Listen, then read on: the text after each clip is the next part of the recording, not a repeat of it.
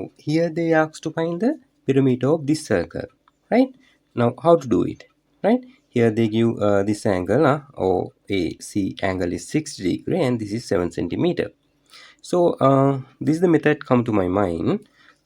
Here you can do what you can join this O and C, right? O and C I will join, do a construction like this. Now if you look very carefully, now these two equal, no, OA and OC equal, right? Because radius of same circle. Then, right, that's why these two sides equal, and this opposite is 60, then this opposite should be 60, because in an isosceles triangle, if we consider as an isosceles triangle, this also should be 60. Okay, then you can find this angle 60 plus 60, 120, subtract from 180, this will also will be 60. That means actually this is a equilateral triangle. All three sides are equal, right? All three sides equal. That means if this is 7, this also 7. That means this radius of this circle is 7 centimeter.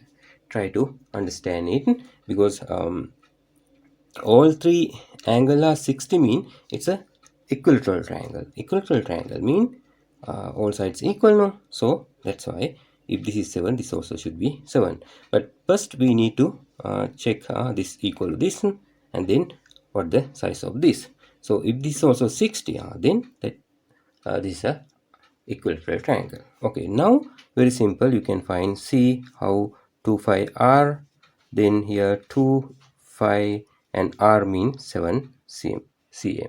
So your answer will be here, you will get they asked to find it into 3 significant figure. So anyway, you will get first your answer has 43.9822 like that.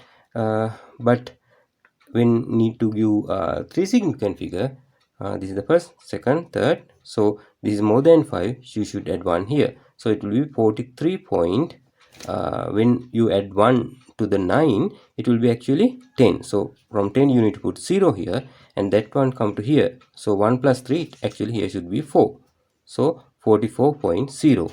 so as a final answer you need to write 44.0 centimeter, including this 0, right? Because they asked to 3 significant figure. So this is the perimeter of this circle.